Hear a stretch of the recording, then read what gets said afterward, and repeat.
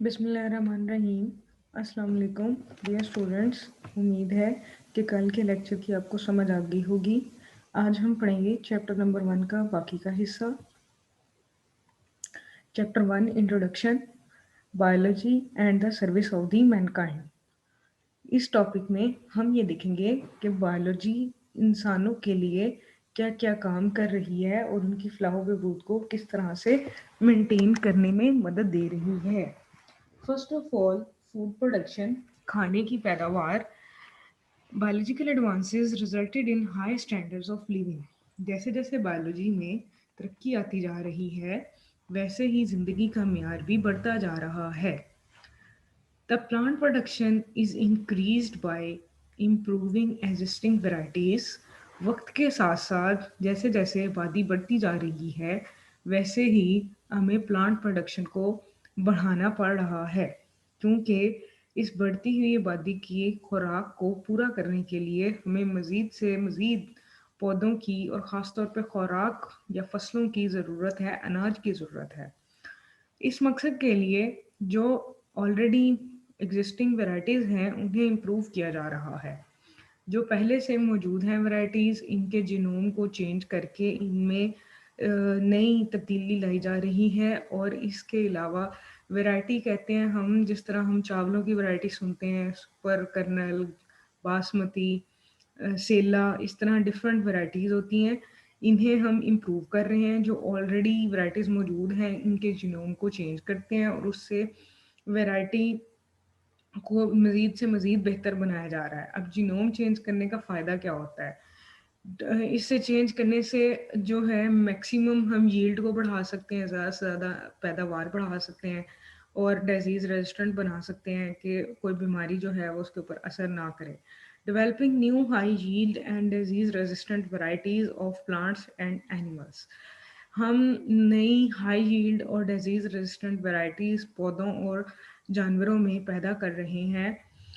पौधों और जानवरों में जो नई वैरायटीज़ हैं, ये हमें ज़्यादा से ज़्यादा यील्ड देंगी और ये डिजीज़ रेजिस्टेंट भी होंगी। यानी कि अगर कोई बीमारी इनके ऊपर कोई बैक्टीरिया या वायरस एक्ट करने की कोशिश करेगा, तो ये उससे जल्दी इन्फेक्ट नहीं होंगी और इस तरीके से ये हमें मैक्सिमम यील्ड प्रोवाइड करेंगी। इसके अलावा हम जेनेटिक इंजीनियरिंग के ज़रिए जो है नई यील्ड्स बना रहे हैं, नई वैराइटीज़ बना रहे हैं। उन वैराइटीज़ से हाई यील्ड बनती है। जैसे एक प्लांट है, उसके ऊपर अनाज की मिकदार, दाने उस पे ज़्यादा लगते हैं लेकिन उसकी हाइट कम है। दूसरा प्लांट है जिसकी हाइट ज़्यादा है, उसमें दाने कम लगते हैं।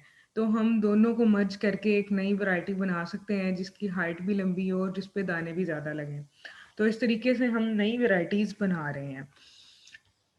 Food production can be done by the selective breeding. Selective breeding के कोई हम एक ब्रीड सेलेक्ट कर लेते हैं जो हमें लगता है कि ये सबसे अच्छा है। हम इसको आगे फर्दरली मूव करते हैं और इससे आगे नई नई वैरायटीज़ बनाते हैं।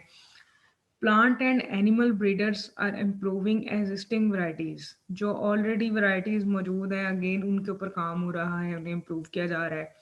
Using principle of genetics. Genetics के प्रिंसिपल को हम यूज़ करते हैं, यानी कि इनके जीनोम पे काम करते हैं, डीएनए में चेंजेस करते हैं और उसके बाद हम नया ब्रीड जो है उसको आगे इन्हेंस कर सकते हैं। New better varieties of wheat, corn, rice, chicken, cow and sheep. हम गंदम, चावल, मकई, चिकन, गाय और भेड़ जो है उसकी नई वैरायटीज़ बना सकते हैं। जैसा कि हम इस डायग्राम में देख सकते हैं, ओरिजिनल वाइल्ड ब्रासिका जो कि एक प्लांट है, इसमें से काफ़ी सारी वैरायटीज़ निकली हैं। जैसे कॉलीफ्लावर है जिसे हम खाते हैं, फूल गोभी के नाम से हम इसे जानते हैं, कैबिज है जिसे इसको भी हम खाते हैं और ये बंद गोभी के नाम से जानी जाती है। फिर हम ब्रोकली भी खाते हैं, केल और कोलरबी, बसल स्प्राउट्स, ये मोस्टली हम खाते हैं और ये एक वाइल्ड ब्रासिका प्लांट से तमाम नई वैरायटीज़ बनाई गई हैं। इसी तरह चिकन या फिर काओ या शीप, इनकी भी नई वैरायटीज़ बनाई जा रही हैं। Transgenic plants are the plants having foreign DNA incorporated into their cells. फिर जब हम डीएनए में चेंजेस करते हैं या किसी दूसरे प्लांट का डीएनए एक प्लांट में ऐड करते हैं, तो उस प्लांट को हम ट्रांसजेनिक प्लांट कहते हैं, यानी कि दूसरे जीनोम से यहाँ पर जीनोम ट्रांसफर हुआ है, द ट्रांसफर ऑफ जीनोम। या प्लांट हैविंग फॉरेन डीएनए, यानी कि एक पौधा है जैसे कोई कॉर्न प्लांट है, उसमें हम किसी दूसरे प्लांट का कोई डीएनए एंटर करवा देते हैं, तो फिर वो अब ट्रांसजेनिक प्लांट लाएगा। इसको हम क्लोनिंग के ज़रिए भी प्रोपेगेट कर सकते हैं और स्पेशल टेक्निक्स यूज़ करते हैं जिसमें टिश्यू कल्चर टेक्निक है। क्लोनिंग के बारे में हम अभी आगे पढ़ेंगे, फर्दर डिस्कस करेंगे। टिश्यू कल्चर टेक्निक हम देख लेते हैं। टिश्यू कल्चर टेक्निक में एक टिश्यू हम लेते हैं, उसको हम एक सॉल्यूशन में ग्रो करवाते हैं, जैसे कि हम यहाँ देख सकते हैं कि यहाँ पे एक सॉल्यूशन में एक टिश्यू को रखा गया है, उसने छोटे-छोटे पार्ट्स में ग्रो किया है। उसके बाद इन पार्ट्स को हर एक सेपरेट फ़नल में मुंतकिल कर दिया जाएगा और हर फ़नल के अंदर ये चेंज हो जाएगा इनटू अ सेपरेट प्लांट। फिर इस प्लांट को हम सॉइल में मुंतकिल कर देंगे। तो इस तरीके से हम एक ही टिश्यू से काफ़ी सारे जो हैं वो न्यू प्लांट्स बना सकते हैं और ये सारे प्लांट्स एक दूसरे के साथ आइडेंटिकल होंगे और इनकी कॉपीज़ जो बनेगी वो आइडेंटिकल होंगी, यानी कि जिन जैसे इनका जीनोम सेम होगा वैसे ही इनकी स्ट्रक्चर, इनकी मॉर्फोलॉजी बिल्कुल सेम टू सेम होगी। और ऐसा प्रोसेस जिसमें आइडेंटिकल कॉपीज़ यानी कि सिमिलर कॉपीज़ बनाई जाती हैं उसे क्लोनिंग कहते हैं। Now, cloning. Production of genetically identical copies of organism or cells by asexual reproduction. अ, किसी भी ऑर्गेनिज्म की अगर हमने आइडेंटिकल कॉपीज बनानी हो जो जेनेटिकली आइडेंटिकल हो, यानी कि उनका जीनोम सेम हो, तो उसके लिए एसेक्सुअल रिप्रोडक्शन करवाई जाती है। इसमें किसी एक सेल से या एक पार्ट से पूरा का पूरा ऑर्गेनिज्म तैयार कर लिया जाता है और जो चूंकि वो तमाम ऑर्गेनिज्म उनका जीनोम सेम होता है, इसलिए उनकी शक्ल, उनके रंग वगैरह सब कुछ सेम होते हैं। Different animals and plants are clone for increasing food yield. मुख्तलिफ जानवरों और पौधों को हम यील्ड बढ़ाने के लिए इस्तेमाल कर रहे हैं, क्लोनिंग कर रहे हैं, जैसे कि आजकल ब्रायलर को यूज़ किया जा रहा है। अब नीचे भी हम देख सकते हैं कि सारी की सारी शीप्स एक जैसी ही हैं, एक जैसे इनके स्ट्रक्चर्स हैं, कोई चेंज नहीं है, बॉडी पे कोई कलरेशन में या फिर बॉडी शेप में कोई चेंज नहीं है। That means they are exact copies. तो ये एसेक्सुअल रिप्रोडक्शन के नतीजे में ही पॉसिबल है और सेक्सुअल रिप्रोडक्शन के नतीजे में आइडेंटिकल कॉपीज़ नहीं बनती। कंट्रोल ऑफ पैथोजेंस, अब जहाँ पे नई वैराइटीज़ बनाना बहुत ज़्यादा ज़रूरी है और क्लोनिंग करना या फूड की पैदावार बढ़ाना ज़रूरी है, वहाँ पे हमारा ऑलरेडी प्रेजेंट फूड को बचाना भी ज़रूरी है। यानी कि अगर ऑलरेडी प्रेजेंट जो हमारा फूड है, अनाज है, अगर उसके ऊपर पैथोजेंस एक्ट करेंगे, पैथोजेंस कहते हैं ऐसे तमाम फैक्टर्स को या एलिमेंट्स को जो बीमारी कॉज करते हैं, जैसे कि प्लांट पैथोजेनिक फंजाई और इंसेक्ट्स जो होते हैं, ये क्रॉप्स को तबाह कर देते हैं। कीड़े मकोड़े, पेस्ट कहते हैं जी कीड़े मकोड़े को, ये वीक कर देते हैं, पौधे को कमज़ोर करते हैं और इसकी यील्ड को रिड्यूस कर दिया गया है। पहले इस तरीके को इस्तेमाल करने के लिए हम ट्रेडिशनली जो तरीका इस्तेमाल करते थे वो केमिकल फंगीसाइड्स और इंसेक्टिसाइड्स का इस्तेमाल है। यानी कि हम फंगस को मारने के लिए फंगस के केमिकल्स यूज़ करते थे जिन्हें फंगीसाइड कहते हैं। इंसेक्ट्स को मारने के लिए इंसेक्टिसाइड यूज़ की जाती थी। लेकिन केमिकल्स जो हैं ये यील्ड को रिड्यूस होने से बचाते थे और यानी कि पैदावार कम नहीं होती थी और पौधे को वीक होने से बचाते थे। तो दूसरी चीज़ ये है कि जिस तरह हम इसका बचाव करते हैं, तो केमिकल कंट्रोल में हम केमिकल पेस्टिसाइड्स यानी कि वो तमाम कीड़े मार अद्वियात आ जाती हैं, ये टॉक्सिसिटी प्रॉब्लम्स क्रिएट कर रही हैं for human as being as well as environmental pollution.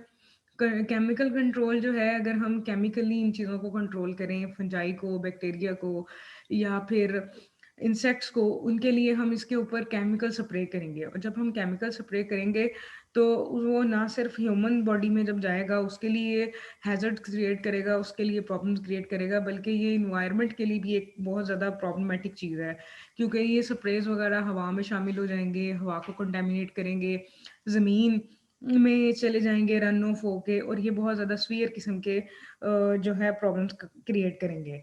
इन सब प्रॉब्लम के अलावा एक और इशू भी है that chances of insects becoming resistant to the effect of these chemicals, कि जो इंसेक्ट्स के ऊपर अगर हम बार-बार एक ही केमिकल अप्लाई करते रहेंगे, तो वो उससे रेजिस्टेंट हो जाएगा, यानी कि वो फिर उसके ऊपर उस केमिकल का कोई फ़र्क नहीं होगा। तो इस वजह से फिर जो केमिकल है वो उसके इफ़ेक्ट को रोक नहीं पाएगा और अगेन प्लांट्स जो हैं वो वीक हो जाएँगे। तो अब इसके लिए हमें कोई नई टेक्नीक सोचनी पड़ रही है, केमिकल कंट्रोल जो है ये पुराना तरीका हो गया है। तो वो नई टेक्नीक है बायोलॉजिकल कंट्रोल। अब हम चीज़ों को बायोलॉजिकली कंट्रोल करने की कोशिश कर रहे हैं, पैथोजेन्स को मारते हैं। हम ये बात तो जानते हैं कि इस कुदरत में हर जो ऑर्गेनिज़्म है उसको कोई दूसरा ऑर्गेनिज़्म खा लेता है। फिर उस ऑर्गेनिज़्म को कोई दूसरा ऑर्गेनिज़्म खा लेता है, यानी कि हर कोई दूसरे का शिकार है। तो यहाँ पर हम यही टेक्नीक यूज़ करते हैं, control of diseases by some living organism is called biological control. It eliminates all the hazards of chemical pesticides. इसमें हम क्या करते हैं कि एक ऑर्गेनिज़्म को इस्तेमाल करते हैं और इस्तेमाल करके हम उस कीड़े को ही ख़त्म करवा देते हैं जो फसल को तबाह कर रहा था। तो इससे फिर लिविंग ऑर्गेनिज़्म के ज़रिए चूँकि हम कंट्रोल कर रहे हैं, तो केमिकल हैज़र्ड्स जो हैं वो हमें पेश नहीं आएँगी। फॉर एग्ज़ाम्पल, इससे एग्ज़ाम्पल से हमें मज़ीद ये चीज़ समझ आ जाएगी। An aphid that attacks walnut tree is being controlled biologically by a wasp that parasites this aphid. जो एफिड है, ये अगर हम इसको कंट्रोल करना चाहते हैं, जैसे कि हम इस डायग्राम में देख सकते हैं, ये एफिड है और ये वेस्प है। अब एफिड वॉलनट ट्री अखरोट के दरख्त को अटैक करती है और अटैक करने के बाद इसको ख़राब करती है। तो अगर हम इसको बायोलॉजिकली कंट्रोल करना चाहते हैं, तो हम क्या करेंगे कि उस जगह पर जहाँ पे एफिड्स अटैक कर रही हैं, वहाँ पे हम वेस्प्स को छोड़ देंगे। अब ये वेस्प एफिड को पैरासाइट कर लेगी, मतलब उसकी बॉडी के ऊपर लिविंग करना शुरू कर देगी, जिसकी वजह से एफिड खुद जो है बर्बाद हो जाएगी या आप कह सकते हैं डिस्ट्रॉय हो जाएगी, जिसकी वजह से वॉलनट ट्री बच जाएगा और वेस्प से वॉलनट ट्री को कोई खतरा नहीं है। इस तरह एफिड भी खत्म हो जाएंगी और वॉलनट ट्रीज भी बच जाएंगे और कोई केमिकल भी यूज नहीं करना पड़ेगा।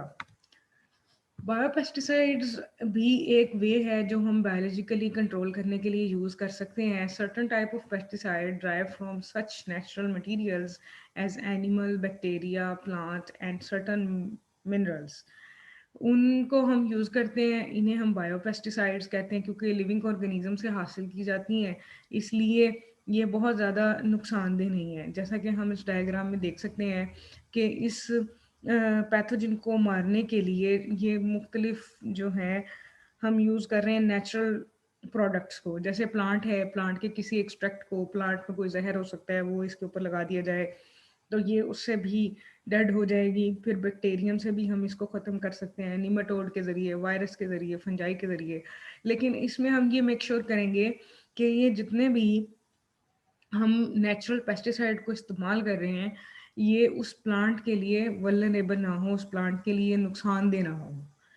For example, some bacteria have pesticidal applications. जैसे हम किसी बैक्टीरिया को इस्तेमाल कर सकते हैं पेस्टिसाइडल एप्लीकेशन के लिए, तो ये चीज़ हमने वहाँ पर मेक श्योर करनी है कि वो उस पौधे के लिए नुकसानदेह ना हो। Integrated disease management. It is the effective control of particular disastrous disease or all common disease of a plant can be achieved using all relevant appropriate methods of disease control. हम जितने भी पीछे टेक्निक्स पढ़ चुके हैं, इन तब को हम कलेक्टिवली इंटीग्रेटेड डिजीज मैनेजमेंट कहते हैं। इसको हम कहते हैं कि कोई आम बीमारी हो पौधों की, किसी एक पौधे की कोई एक बीमारी, कोई ख़ास डिज़ास्ट्रस डिज़ीज़, कोई एक ख़ास जो है तबाहकुन बीमारी है, या फिर तमाम जो आम बीमारियाँ उनकी छोटी-छोटी हैं, उनको हम उन पर हम कंट्रोल कर सकते हैं अगर हम तमाम उससे मुतल्लिका मुनासिब तरीकों को इस्तेमाल करें। जिस तरीके से हम इस डायग्राम में देख सकते हैं कि आईडीएम में रेगुलेटरी कंट्रोल भी आ जाता है, यानी कि फील्ड सैनिटेशन के फील्ड किस तरह का होना चाहिए, साफ़ सुथरा होना चाहिए, उसमें कोई एज सच केमिकल्स या इस तरह की कोई चीज़ ना हो। फिर कल्चरल भी आ जाता है कि अगर हम उसको किसी कल्चर मीडिया में ग्रो कर रहे हैं या फिर हम उसके अंदर कोई खाद वगैरह डाल रहे हैं, टिलेज डाल रहे हैं, तो फिर वो भी साफ सुथरा होना चाहिए, वायरस फ्री होना चाहिए। केमिकल यूज़ ऑफ निमेटिसाइड्स यानी कि निमेटोड्स को ख़त्म करने के लिए जो चीज़ें इस्तेमाल की जाती हैं वो निमेटिसाइड्स हैं। निमेटोड्स जो हैं ये सॉइल में पाए जाते हैं। बायोलॉजिकल क्रॉप रोटेशन कि एक के बाद फ़ौरन एक क्रॉप सेम रोटेट नहीं करनी चाहिए, बल्कि एक के बाद दूसरी क्रॉप लगानी चाहिए। फिर उससे न्यूट्रिएंट्स जो हैं वो विद इन रेंज रहते हैं। होस्ट प्लांट रेजिस्टेंस के जो प्लांट है उसके जीनोम को चेंज करके उसमें रेजिस्टेंट प्रोवाइड की जाए। तो इस तरीके से हम जो भी कोई मेथड यूज़ करेंगे प्रॉपरली, उसको हम कलेक्टिवली इंटीग्रेटेड डिजीज मैनेजमेंट या आईडीएम कह देंगे। फिर सॉइल की हम बात करते हैं। Soil is a complex medium, it is impossible to conduct experiments on nutrient requirements of plant by growing them in soil. अब सॉइल जो है इसमें बहुत सारे ऑर्गेनिक मैटर भी हैं, इनऑर्गेनिक मैटर भी हैं। ये कॉम्प्लेक्स मीडियम है, यानी कि इसमें बहुत ज़्यादा मैटर मौजूद है और हमें ये भी हम पता है कि यहाँ पर ऑर्गेनिक मैटर की डीकम्पोजिशन भी हो रही है।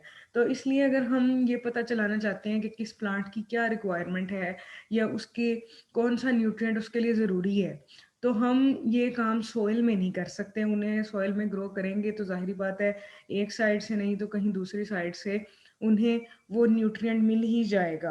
क्योंकि जब हमने किसी चीज़ की अहमियत का पता चलाना होता है तो हम अगर प्लांट है या एनिमल है हम उसे वो चीज़ देना बंद कर देते हैं, उससे फिर हमें पता चल जाता है कि इसके बगैर इस प्लांट पे क्या इफ़ेक्ट्स होंगे।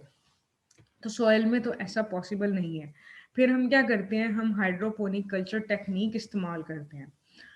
In this technique, plants are grown in irrigated water in which certain mineral nutrients have been added. अब यहाँ पर हम देख सकते हैं कि न्यूट्रिएंट सोल्यूशन मौजूद है।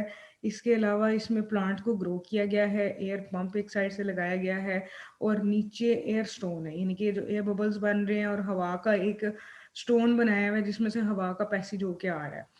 तो हम यहाँ पे सिंपली ये देख सकते हैं कि एयर पंप यहाँ पे लगाने के बाद ये इस स्टोन के साथ कनेक्टेड है। इसमें यहाँ पे होल्स हैं, इन होल्स के ज़रिए हवा यहाँ पर शामिल की जा रही है। तो हम हाइड्रोपोनिक कल्चर टेक्निक में इरेटेड वाटर, ऐसा पानी जिसमें से हवा का गुजर है, वहाँ पर पौधों को ग्रो करते हैं और इसके अंदर हम सर्टेन मिनरल न्यूट्रिएंट्स, अपनी मर्जी के मिनरल न्यूट्रिएंट्स को ऐड कर देते हैं और जो हमने न्यूट्रिएंट का जिसका पता चलाना है कि इसका इफेक्ट क्या होगा, उसमें हम दो तरह के कल्चर मीडियम रखते हैं। एक में हम उस न्यूट्रिएंट को प्रोवाइड करते हैं और एक में हम उस न्यूट्रिएंट को प्रोवाइड नहीं करते। फॉर एग्जांपल हम पता लगाना चाहते हैं कि पोटाशियम का क्या इफेक्ट है, तो हम एक हाइड्रोपोनिक कल्चर में पोटाशियम प्रोवाइड करेंगे और दूसरे में हम प्रोवाइड नहीं करेंगे। फिर उसके बाद हम दोनों प्लांट्स के इफ़ेक्ट्स को आपस में कंपेयर करेंगे और हमें ये बात पता चल जाएगी कि पोटाशियम का क्या इफ़ेक्ट है। फिर इसके यूजेस हैं जी, use to test whether a certain nutrient is essential for plant growth और नॉट। इसमें हमें ये भी पता चल जाता है कि कोई एक न्यूट्रिएंट पौधे की ग्रोथ के लिए ज़रूरी है या नहीं है और किस प्लांट के लिए कौन सा न्यूट्रिएंट ज़्यादा ज़रूरी है। तो इसका हमें दूसरा फ़ायदा प्रैक्टिकल वे में ये है कि एस्ट्रोनॉट्स इसको यूज़ कर सकते हैं वेजिटेबल को ग्रो करने के लिए। जैसे अब इतनी दूर आसमान में जो है ये एस्ट्रोनॉट जो रहते हैं ये मट्टी को लेके जाएंगे, वहाँ पे उनके लिए क्रॉप ग्रो करना बहुत ज़्यादा मुश्किल है। तो वो यहाँ से सिंपली वाटर और वाटर के साथ उन न्यूट्रिएंट्स को कैरी करके लेके जा सकते हैं और सीड्स लेके जा सकते हैं और वहाँ पे वो इन चीज़ों को इजीली ग्रो करवा सकते हैं। ज़्यादा स्पेस भी नहीं चाहिए होगी और इजीली जो है वो ये सारा काम हो जाएगा। Next, food preservation. अगर फूड को बचा लिया जाए, मतलब अगर हम उसको लंबे अरसे के लिए स्टोर कर लें या उसको स्पॉयलेज से बचाने के लिए उसको प्रोटेक्ट कर लिया जाए, तो ये फूड प्रिजर्वेशन में आ जाता है।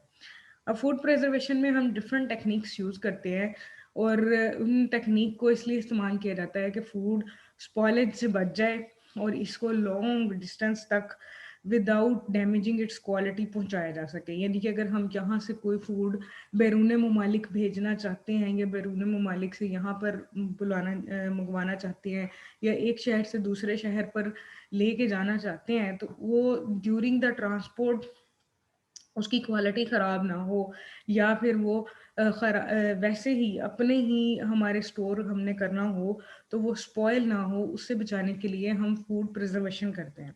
इसकी बहुत ही एक आम मिसाल इस टेक्निक की पास्चराइजेशन है। Process in which milk and milk products are preserved by heating them to a temperature that kills harmful germs. It was developed by Louis Pasteur. Louis Pasteur ने ये टेक्निक जो है जी इजाद की थी, और उसके नाम पे ये इसका नाम पास्चराइजेशन रखा गया।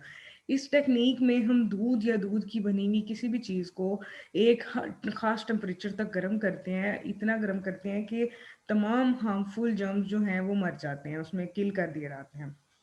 इसकी बहुत ही एक आम मिसाल हमारी आम ज़िंदगी में दूध बॉयल करना है। जैसे हम डेली बेस पे दूध जो भी खरीदते हैं तो हम उसको जो बॉयलिंग का प्रोसेस है उसको बॉयल करते हैं। अगर हम दूध को बॉयल ना करें तो इसमें जो मौजूद बैक्टीरिया होंगे वो इस दूध को फाड़ देंगे, या फिर हम सिंपली ये कह सकते हैं कि इसकी क्वालिटी को चेंज करना शुरू कर देंगे और दूध स्पॉयल हो जाएगा, पीने के इस्तेमाल के काबिल नहीं रहेगा। तो आम ज़ुबान में इसको दूध फटना कहते हैं, या फिर जो है वो दूध का ख़राब होना भी कह देते हैं। तो इस तरीके से हम पास्चराइजेशन के मेथड से इसको बचा सकते हैं। तो स्टूडेंट्स, ये तो था कि फूड प्रिजर्वेशन या फूड प्रोडक्शन को हम किस तरीके से कंट्रोल कर सकते हैं। नेक्स्ट हमारे पास आ जाती है क्लोनिंग। क्लोनिंग की डेफिनेशन, ये बहुत इंपॉर्टेंट लॉन्ग क्वेश्चन है, 4 मार्क्स का ये लॉन्ग क्वेश्चन आता है। इससे पहले हमने जो फूड प्रोडक्शन पढ़ा वो भी एक बहुत इंपॉर्टेंट लॉन्ग क्वेश्चन है, वो भी 4 मार्क्स का पेपर में आता है। First of all, definition. Production of genetically identical copies of organism or cells by asexual reproduction. Cell या ऑर्गेनिज्म की एक जैसी कॉपीज को बनाना एसेक्सुअल रिप्रोडक्शन के जरिए ये क्लोनिंग कहलाता है। It is use for achieving eugenic AIIMS. ये यूजेनिक एम्स जो हैं उन्हें हासिल करने के लिए इस्तेमाल किया जाता है, यानी कि जीनोम से रेलिवेंट जो हमारे एम्स हैं उन्हें हम हासिल करने के लिए इसको इस्तेमाल करते हैं। Clone, a cell or individual and it's all asexually producing offspring। एक कोई सेल या फिर कोई एक ऐसा इंडिविजुअल और इसके जितने भी एसेक्सुअली प्रोड्यूस्ड ऑफस्प्रिंग हैं वो सारे इस कैटेगरी में आ जाते हैं। All members are genetically identical except when a mutation occur।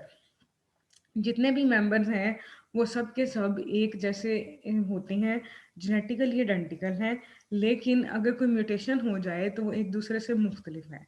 यानी कि जैसे मैंने आपको पहले बताया कि क्लोन्स जो हैं वो सारे एक जैसे होते हैं, यानी कि जब हम एसेक्सुअली किसी चीज़ को ग्रो करवाते हैं तो उसकी शेप बिल्कुल सेम होती है, उसके जीनोम में कोई चेंज नहीं होता। वो मॉर्फोलॉजिकली भी सेम होता है साख्त के एतबार से, लेकिन वो जेनेटिकली भी सेम होता है, यानी कि उसके जीन्स में भी कोई चेंज नहीं आती। लेकिन तमाम आइडेंटिकल क्लोन्स होते हैं, लेकिन अगर कोई ऐसा क्लोन भी हो सकता है जिसमें म्यूटेशन आ जाए, यानी कि उसकी डीएनए सीक्वेंस चेंज हो जाए, तो उससे क्लोन डिफरेंट भी हो सकता है। Under natural conditions, animals generally no normal animal reproduces naturally by cloning। अगर हम आम हालात की बात करें तो कोई भी नॉर्मल एनिमल क्लोनिंग के ज़रिए रिप्रोड्यूस नहीं करता नेचुरली, यानी कि कुदरती तौर पे इनमें ये सलाहियत नहीं होती कि ये नेचुरली क्लोन्स प्रोड्यूस कर सकें। बट इंसेक्ट्स एंड प्लांट्स, लेकिन बहुत सारे प्लांट्स और कुछ इंसेक्ट्स में ये हो सकता है कि ये कुछ सर्कमस्टांसेस में क्लोनिंग करें, लेकिन कुछ जो है वो क्लोनिंग रेगुलरली करते हैं। यानी कि अगर हम कुछ इंसेक्ट्स की या प्लांट्स की बात करें तो वो कभी कभी क्लोनिंग करते हैं और ज़्यादातर जो है वो नहीं करते। Cloning of mammals in 1997 was done by a scientist in Scotland who was succeeded in who was succeeded in cloning a sheep. 1997 में सबसे पहली शीप बनाई गई थी और ये साइंसदान जो था ये सक्सीड हो गया था और इसमें एक क्लोन शीप बनाई गई थी जिसका नाम रखा गया था डॉली शीप। जैसे कि हम इस शीप को देख सकते हैं। फिर इसके बाद वन बाय वन बहुत सारे मैमल्स जो हैं उन्हें क्लोन किया गया जिसमें चूहा भी है और गाय भी है। Types of cloning. There are two types of cloning, cloning from nucleus and cloning from embryo. Cloning from nucleus, in this procedure, the nucleus form a fertilized egg, which is zygote, is removed and a nucleus from a cell of a fully developed individual is inserted in its place. इसमें हम क्या करते हैं कि एक individual से हम zygote ले लेते हैं जिसे हम फर्टिलाइज एग भी कहते हैं। इसका न्यूक्लियस रिमूव कर देते हैं। फिर इसका न्यूक्लियस रिमूव करने के बाद हम किसी दूसरे इंडिविजुअल से जो कि हमारा अपनी डिज़ायरेबल करेक्टर रखता है उसमें से हम फुली डेवलप्ड इंडिविजुअल का एक सेल लेंगे और उस सेल का न्यूक्लियस लेके इस पहले ज़ाइगोट वाले सेल में इंसर्ट कर देंगे। The altered zygote is then implanted in a suitable worm where it complete its development. फिर चेंज शुदा ज़ाइगोट को हम एक सूटेबल वर्म में ऐड कर देंगे जहाँ पे हम इसकी डेवलपमेंट को कंप्लीट करेंगे। The new individual formed in this way is a genetically identical clone of individual whose nucleus was used. फिर जो नया इंडिविजुअल बनेगा वो बिल्कुल उस जैसा ही होगा जिसका हमने न्यूक्लियस इस्तेमाल किया था। दस cloning can make multiple copies of A desired genotype. तो इस तरीके से हम अपनी एक मर्जी के जीनोटाइप की बहुत सारी कॉपीज बना सकते हैं। ये बात हमें इस डायग्राम से ज़्यादा अच्छे तरीके से समझ आ जाएगी। जैसे ये देखें यहाँ पर एक एग सेल है जो कि फर्टिलाइज एग है, यानी कि यहाँ पे जाइगोट है। ये बेसिकली यहाँ पे एक जाइगोट है। इस जाइगोट में से हम न्यूक्लियस को रिमूव कर देते हैं। जब हम न्यूक्लियस को रिमूव करते हैं तो ये सेल खाली रह जाता है। अब दूसरी तरफ जो हमें डिजायर्ड जीन्स चाहिए हम वो सेल ले लेंगे। ये किसी दूसरे ऑर्गेनिज्म, सेम स्पीशी के किसी दूसरे ऑर्गेनिज्म का सेल है। अब इसमें से हम न्यूक्लियस निकाल लेंगे। इस न्यूक्लियस को हम इस एग सेल में यानी कि फर्टिलाइज्ड एग सेल में या जाइगोट में ऐड कर देंगे। ऐड करने के बाद हम इसे एक नया जाइगोट बनाएंगे और ये अब आल्टर्ड जाइगोट है या फिर आल्टर्ड फर्टिलाइज्ड एग है। अब इस एग को हम एक नए सुरोगेट मदर में डाल देंगे, क्लोन बनाएंगे इसका हम। और ये सुरोगेट मदर जो है वो न्यू इंडिविजुअल बना देगी विद डिजायर्ड जीन्स। यानी कि सुरोगेट मदर हम कहते हैं कि सूटेबल वॉर्म, जो हमने भी पीछे बात की थी कि हम एक सूटेबल वॉर्म लेंगे, यानी कि एक ऐसी प्लेस जहाँ पर ये जाइगोट इजीली अब ग्रो कर सकता हो, वहाँ पे हम इसको प्लांट कर देंगे और ये उसके बाद नए इंडिविजुअल पैदा करेगा जिनमें हमारी मर्जी की जीन्स होंगी। यानी कि उसमें जीन्स ये न्यूक्लियस वाले होंगे, ये इस सेल वाले नहीं होंगे। इस तरह से हम नए इंडिविजुअल्स क्रिएट कर सकते हैं। तो सेकंड टाइप है बच्चों cloning from embryo. Another type of cloning is division of a single cell or early embryo into one or more separate embryos. हम एक सिंगल सेल से या फिर अर्ली एम्ब्रियो से एक या एक से ज़्यादा एम्ब्रियोज बना सकते हैं और ये प्रोसेस आइडेंटिकल ट्विन्स में भी ऐसे ही होता है। इस तरह के जो ऑफस्प्रिंग्स बनते हैं वो जेनेटिकली आइडेंटिकल होते हैं, लेकिन इनमें क्रोमोसोम्स दोनों पेरेंट्स के होते हैं। क्योंकि पहला सेल जो है वो बेसिकली बनता है फर्टिलाइजेशन के नतीजे में या फिर मियोसिस के नतीजे में। इस वजह से इनमें दोनों पेरेंट्स के करेक्टर्स मौजूद होते हैं। This type of cloning has already been used to produce genetically identical cattle and other farm animals. हम इस तरह के जो क्लोनिंग है इसको यूज़ कर सकते हैं जेनेटिकली आइडेंटिकल मवेशी बनाने के लिए या फार्म एनिमल्स बनाने के लिए। यहाँ से हम डायग्राम में देख सकते हैं कि ये एक एम्ब्रियो है, इसके सेल्स को सेपरेट कर लिया गया है, फिर इसको हर एक अलग अलग सरोगेट मदर में एंटर करवा दिया गया है और जहाँ पर इसकी डेवलपमेंट कंप्लीट हो जाएगी, तो डेवलपमेंट कंप्लीट होने के बाद ये नए इंडिविजुअल्स बना देगा और ये तमाम के तमाम इंडिविजुअल्स आपस में आइडेंटिकल होंगे। तो इस तरीके से जो बनेंगे जिनोम न्यू, वो सारे आपस में आइडेंटिकल होंगे और हम बहुत सारे इंडिविजुअल्स एक जैसे बना सकते हैं। बेनिफिट्स ऑफ क्लोनिंग, क्लोनिंग के बेनिफिट्स क्या हैं? Man is likely to adopt cloning techniques for commercial production of valuable animals of non pedigree such as horses ETC. अब इंसान इस टेक्निक को commercial production of valuable animals के लिए use कर रहे हैं। मतलब इंसान ये चाहते हैं कि जो हॉर्सेस की नस्लें, पेडिग्री कहते हैं नस्ल दर नस्ल या नस्ली घोड़े, जिस तरह हम कोई नस्ली घोड़े हैं या जो कोई भी चीज़ हम चाहते हैं वैल्यूएबल एनिमल्स, वो हम उन्हें प्रोड्यूस कर सकते हैं, उनकी बहुत सारी में तादाद बढ़ाई जा सकती है और फिर उनसे हमें फ़ायदा हो सकता है कि इसको हम रेसिंग के लिए या डिफरेंट टेक्निक्स के लिए यूज़ कर सकते हैं।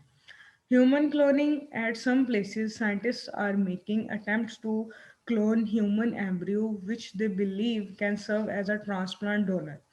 अब जब क्लोनिंग की बात आई तो उसके बाद इंसान को भी क्लोन करने की कोशिश की गई थी, लेकिन उसमें बहुत सारी अटेम्प्ट्स बनाई गई, अटेम्प्ट्स की भी गई, लेकिन उसमें एक इशू ये आ रहा था कि ह्यूमन की क्लोनिंग के ऊपर बहुत सारे जो हैं डिबेट्स भी हुई और अभी फ़िलहाल ह्यूमन क्लोनिंग बैन है।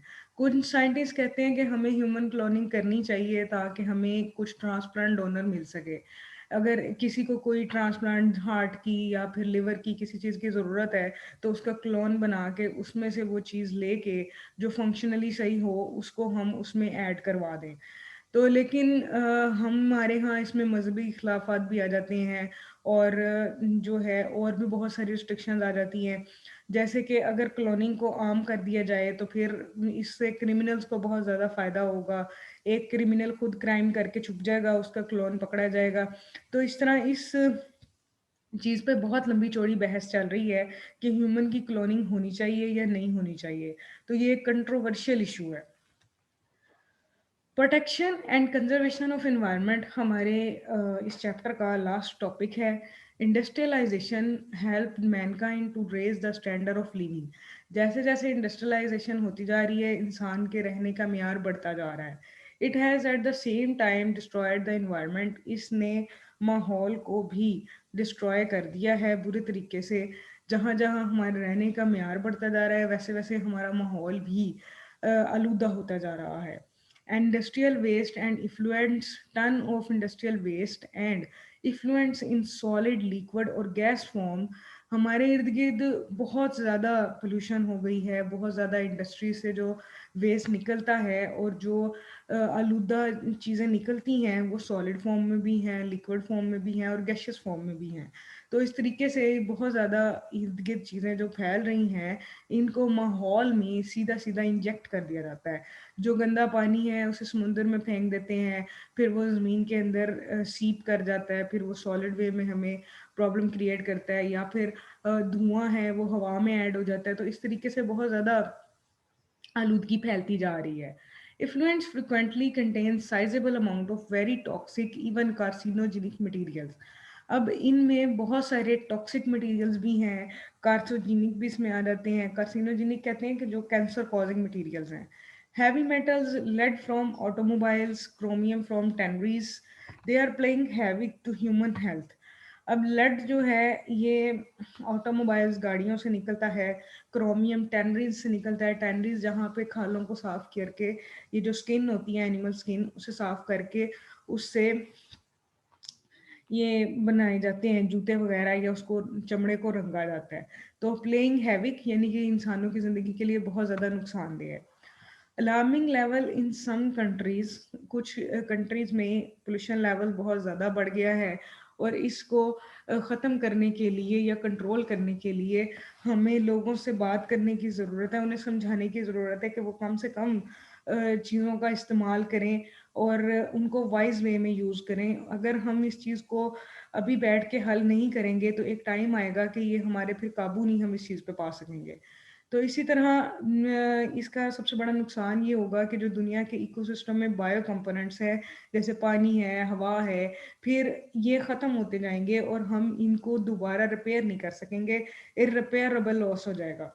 Environment would know longer support life on this planet, और फिर हमारी जो अर्थ है इसके ऊपर इन्वायरमेंट इतना बुरा हो जाएगा कि यहाँ पे मज़ीद ज़िंदगी जीना या यहाँ पर स्टे करना बहुत ज़्यादा मुश्किल हो जाएगा। Role of biology is helping is attracting attention to this problem. अब बायोलॉजी का इस सब में क्या रोल है कि बायोलॉजी में ये इस चीज़ की तरफ ध्यान दिया जा रहा है कि ये प्रॉब्लम कैसे हल किया जाए, कि ये प्रॉब्लम पैदा हो रही है। तो बायोलॉजिस्ट इस चीज़ के लिए बहुत से काम कर रहे हैं। They are striving to find the solution of to set this environment right whenever it has deteriorated. अब जो बायोलॉजिस्ट है वो इस चीज़ के ऊपर काम कर रहे हैं कि माहौल में इसका क्या हल हो सकता है, या माहौल को किस तरीके से हम ठीक कर सकते हैं, और इससे पहले कि ये ख़त्म हो जाए तो हम इन चीज़ों को किस तरीके से ठीक कर सकते हैं। ऑलरेडी आज for the treatment of industrial effluent to be made obligatory. अब वो इस चीज़ के लिए गवर्नमेंट पे एम्फिसाइज कर रहे हैं कि वो जो इंडस्ट्री से आलूदा चीज़ें बाहर निकलती हैं या आलूदगी बाहर आती है, इफ्लुएंट्स बाहर आते हैं, उनको मना किया जाए, उनके लिए कोई स्पेसिफिक रूल्स बनाए जाएं। Working out the list of endanger species of plants and animals, इसके अलावा ये जानवरों और पौधों की इंडेंजर स्पीशीज को भी उनकी भी लिस्ट बना रहे हैं। इंडेंजर स्पीशीज वो हैं जो इन फ्यूचर, नियर फ्यूचर जो है एक्सटेंट हो जाएंगी, ख़त्म हो जाएंगी, टोटली कोई भी नामो निशान नहीं बचेगा। फिर रोल ऑफ बायोलॉजी में बायो रिमेडिएशन आ जाती है, जैसे कि हम इन्वायरमेंटल पोल्यूटेंट्स या फिर टॉक्सिक मटेरियल्स को लिविंग ऑर्गेनिज्म के ज़रिए रिमूव कर रहे हैं। एलजी को हम इस्तेमाल करते हैं हैवी मेटल को रिड्यूस करने के लिए बाय बायो एब्जॉर्प्शन। हम बायो एब्जॉर्प्शन के ज़रिए इसको इस्तेमाल करते हैं, ख़त्म करते हैं। Endanger species of plants and animals, when if not protected, would soon be extinct, are called as endangered species. Endanger species जो हैं प्लांट की और एनिमल्स की, अगर हमने इनको प्रोटेक्ट ना किया तो एक टाइम ऐसा आएगा कि ये एक्सटिंक्ट हो जाएंगी, जैसे कि पांडा है, रिनोर्सिस है, गेंडा या फिर panda. If not protected would be soon be not exist, तो ये एग्जिस्ट नहीं करेंगी और ये ख़त्म हो जाएंगी। Environmental pollution in Pakistan, Pakistan में इन्वायरमेंटल पोल्यूशन क्या है, ये नेशनल प्रॉब्लम, ये हमारा कौमी मसला है। Automobile exhaust and lead into the atmosphere. आए दिन माहौल में जो ऑटोमोबाइल्स हैं, गाड़ियां हम चलाते हैं, इसमें जो पेट्रोल इस्तेमाल होता है इसमें लेड है, तो ये लेड माहौल में ऐड होता जा रहा है और ये हवा को आलूदा करता जा रहा है। River and canals are highly polluted with mixing of city sewage and industrial waste. हमारा जो कैनाल का या रिवर का पानी है, नहरों का, दरियाओं का पानी है, ये इंडस्ट्रियल वेस्ट और सिटी सेवेज यानी कि जो गटरों का पानी है इसके ज़रिए या फिर जो इंडस्ट्री का गंद है इसके साथ मिक्स होता जा रहा है और ये आलूदा होता जा रहा है। Life in fresh water is toward decline. तकरीबन तकरीबन जो दरियाओं में या कैनाल में जो ज़िंदगी है वो डिक्लाइन, कम होने की तरफ होती जा रही है। Fish population is most adversely affected. अगर हम पोल्यूशन को देखें तो जगह जगह पर जो एक्वाटिक एनिमल्स हैं वो बहुत ज़्यादा इफ़ेक्ट हो रही है, उनकी डेथ हो रही है और फिश पॉपुलेशन आहिस्ता आहिस्ता कम होती जा रही है। तो हम इन सब चीज़ों को ख़त्म करने के लिए क्या कर सकते हैं कि we should take some protective measures as soon as possible, कि जितनी जल्दी हो सकता है हम प्रोटेक्टिव मेजर्स यूज़ करें। इसमें से एक प्रोटेक्टिव मेजर ये भी है कि हमें लेड फ्री पेट्रोल इस्तेमाल करना चाहिए ताकि हम पोल्यूशन को कम कर सकें। सो स्टूडेंट्स, ये था आज का हमारा लेक्चर। और इन्वायरमेंटल पोल्यूशन इन पाकिस्तान भी as a long question, environmental protection and conservation of environment भी एक लॉन्ग क्वेश्चन है जो कि हमें पेपर में आ सकता है, इसलिए हमने इसको भी अच्छे तरीके से प्रिपेयर करना है। तो स्टूडेंट्स, आज हमने 3 लॉन्ग क्वेश्चन पढ़े हैं, इसको आपने अच्छे तरीके से प्रिपेयर करना है। ओके बच्चों, अल्लाह हाफिज़।